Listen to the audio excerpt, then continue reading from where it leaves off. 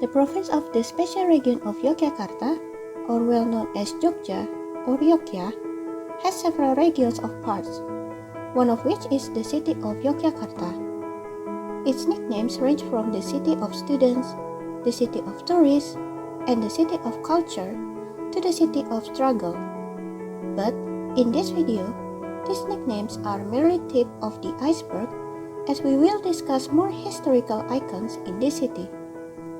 Some specific icons discussed in this video are Fort Frederiksburg and also the Ngayogyakarta Hadiningrat Palace, or commonly known as the Yogyakarta Palace.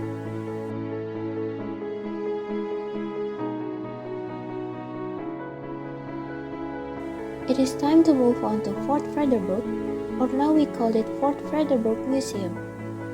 It is located in front of the Gedung Agung and the Kraton of the Sultanate of Yogyakarta. Here, there are 4 dioramas that display Indonesian history. In brief history, this fort was built as the center of government and defense for the Dutch residents at that time, and it is surrounded by a moat or jagal. As for today, some of the remains have been reconstructed and made for the public to see. This square-shaped fort has bastions or watchtowers in all 4 corners.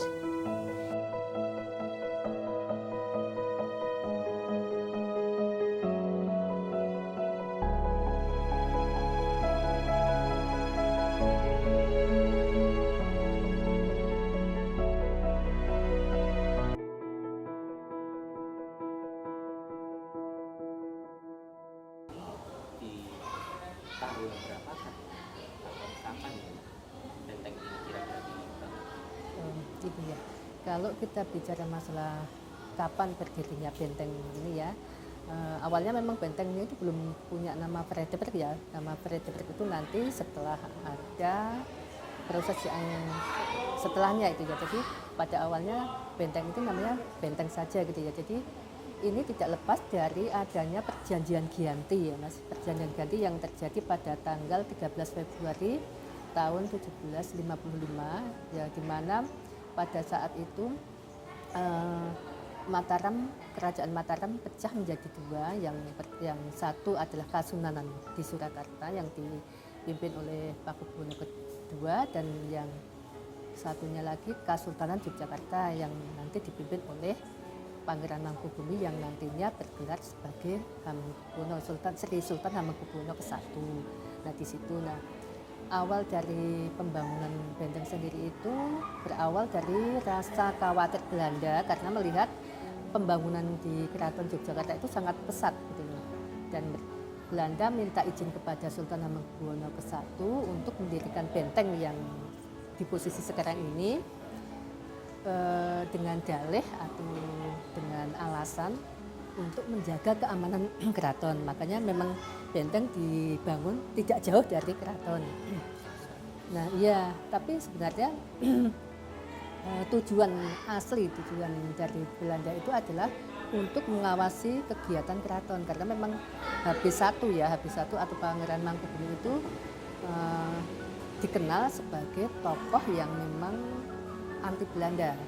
Namun karena ada perjanjian yang sudah disepakati dari awal, itu menyebabkan Mangkubumi harus istilahnya bekerja sama dalam tanda petik ya gitu ya, untuk Belanda gitu. Jadi memang ada beberapa yang diiyakan gitu, atau dikabulkan. Maka seperti permintaan atau izin dari Belanda untuk mendirikan benteng pun juga diizinkan gitu. Iya, dan setelah diizinkan tahun 1760 benteng ini mulai dibangun di posisi yang sekarang ini, tapi masih dalam bentuk yang sederhana, dengan yang waktu itu masih dengan tiang-tiang dari pohon kelapa atau pohon aren dengan atap yang ilalang gitu. Jadi masih sangat sederhana dan belum layak lah gitu disebut sebagai benteng gitu. Dan itu pada masa Gubernur Cornelis Hartig itu. Jadi pada saat itu gubernur yang memimpin Yogyakarta itu adalah itu. Nah, setelah itu setelah di masa pemerintahan Van Ossenberg ya, Gubernur Van Ossenberg itu beliau mengajukan lagi, mengusulkan kepada Sultan Hamengkubuwono ke-1 untuk membangun benteng ini dengan lebih permanen gitu. Dan itu dilakukan pada tahun 1767. Jadi 7 tahun dari awalnya itu, karena memang dilihat kok benteng kok tidak seperti layaknya benteng. Akhirnya dia mengusulkan untuk dibangun secara lebih permanen. Itu tahun 1767. memperkuat posisi. Iya, jadi lebih berkuat posisinya di ini, dan proses pembangunan benteng itu memang diperlambat ya oleh HB1 ya. Makanya sampai kurun waktu 20 tahun, sekitar 20 tahun itu baru terbentuk atau jadi tahun sekitar tahun 1787 itu baru ada wujudnya, benteng itu lebih kuat, lebih kokoh gitu, dan sudah ini ya sudah layak lah disebut sebagai benteng. Pada sisi keraton khususnya Pakubuwono itu menyadari bahwa lokasi ini akan menjadi sasaran strategi politik. Iya betul, memang iya memang betul. Iya memang iya. Jadi sebenarnya HB1 juga tahu dengan tujuan aslinya, tujuan dari Belanda itu, tapi karena sudah terikat dengan kontrak yang dilakukan pada saat perjanjian Giyanti itu kan memang harus ada kerjasama dengan Belanda, itu diizinkan tapi dengan diperlambat pembangunannya. Iya. Ini merupakan simbolik. Iya. Iya. Secara politis tapi tidak secara konfrontasi. Iya betul, iya. Sebelum Frederick sendiri punya nama Frederick, apakah dia punya nama filosofis yang lain? Tidak, ini juga waktu itu hanya sebagai benteng yang memang tujuan aslinya, tujuan itu sebagai tempat untuk menempatkan tentara Belanda yang bertugas untuk atau mengawasi kegiatan keraton. Jadi istilahnya untuk berjaga-jaga jika nanti si Sultan Hamengkubuwono ke-1 itu melakukan perlawanan. Jadi gitu. Di sini walaupun izinnya untuk menjaga keamanan, makanya di sini ada tentara-tentara yang ditempatkan di sini, tentara Belanda. Namun sebenarnya untuk berjaga-jaga jika nanti HB9 itu melakukan perlawanan. Setelah berdirinya benteng ini dan berhasil sukses tentunya, apakah ada cara lain atau siasat lain dilakukan atau dipikirkan oleh HB1?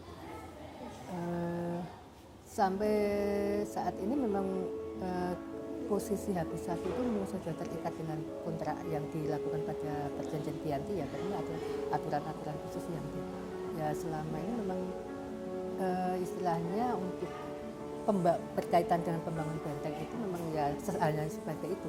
Jadi hanya memperlambat dari pembangunan itu, dan istilahnya walaupun beliaunya juga HB1 juga memberikan waktu itu tenaga yang jadi yang suplai untuk bahan itu dari Belanda, tetapi yang tenaga dari HB1 itu karena dalih dengan juga sedang melakukan pembangunan keraton, jadi ini juga dilakukan tapi masih diperhambat gitu supaya memang tidak berjalan dengan cepat gitu. Iya, gitu ya. Iya. Iya. Nah itu berlangsung seperti itu, stagnan seperti itu sampai itu, terus akhirnya benteng mulai punya nama dengan nama Frederick. Awalnya sih Rustenburg ya. Jadi itu berawal dari adanya gempa bumi yang melanda kota Jogja pada tahun 1867. Iya, itu sudah ada dan menyebabkan beberapa bangunan di kota Jogja ini runtuh termasuk benteng. Nah, setelah itu diperbarui, dibangun kembali dan diberi nama dengan nama Rustenburg yang artinya benteng peristirahatan. Jadi memang di sini belum ada indikasi atau ini politik ya. Jadi memang masih nama-nama yang tidak mengarah kepada politik untuk perlawanan, dan ini juga masih dengan nama-nama yang terus tersebut masih benteng tempat istirahatan, jadi seolah-olah hanya untuk istirahat. Nah itulah taktik dari Belanda, jadi memang seperti itu. Jadi beberapa strategi yang dilakukan Belanda adalah memang mendekati keraton supaya tahu apa yang dilakukan oleh keraton. Jadi misalnya suatu saat dia melakukan gerakan-gerakan yang akan merugikan Belanda, langsung diketahui. Dan salah satu dari strategi yang dilakukan Belanda adalah pemasangan meriam di 4 bastion. Ya itu kan karena benteng ini kan bentuknya bujur sangkar, dan di setiap sudut benteng itu ditempatkan meriam. Nah meriam itu jarak tembaknya itu ya sampai ke keraton. Itu kan sudah indikasi dari sebuah pertahanan dari Belanda. Jadi kalau misalnya memang tujuannya seperti itu, iya sampai keraton. Jadi ini yang bastion masih ada beberapa yang yang dilestarikan ya. Jadi masih, tapi meriamnya sudah nggak ada. Gitu. Tapi perjanjian yang ada tidak terpengaruh Iya. setelah pertama infrastruktur, lalu secara terselubung menjadi influensator pengaruh, perjanjian masih belum pecah ya? Ya kalau perjanjian kan memang sudah ditandatangani ya, itu akan berlaku sampai karena memang walaupun ini ada kesultanan, di sini ada kasunanan, tetapi Belanda itu tetap melakukan atau bercampur tangan dengan politiknya di masing-masing, di kasunanan dan di kasultanan. Dan memang seperti pada nantinya itu ada patih ya, dari pepatih itu yang mengangkat Belanda, dan patih itu sebenarnya juga orang-orang Belanda. Jadi orang sini yang diangkat jadi patih, tetapi dia menjalankan perintah yang disebut dengan patih dan rejo itu loh. Dan patih dan rejo itu nanti akan hilang pada habis 9 baru.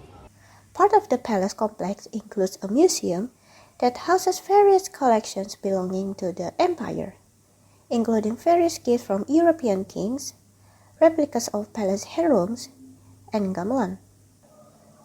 Meanwhile, in terms of buildings, this palace is an example of the best Japanese palace architecture. Those were the histories of the many icons which have represented symbolism of Yogyakarta. These two places can be point of interest for friends or family who wants to take a vacation to Yogyakarta. Apart from being a means of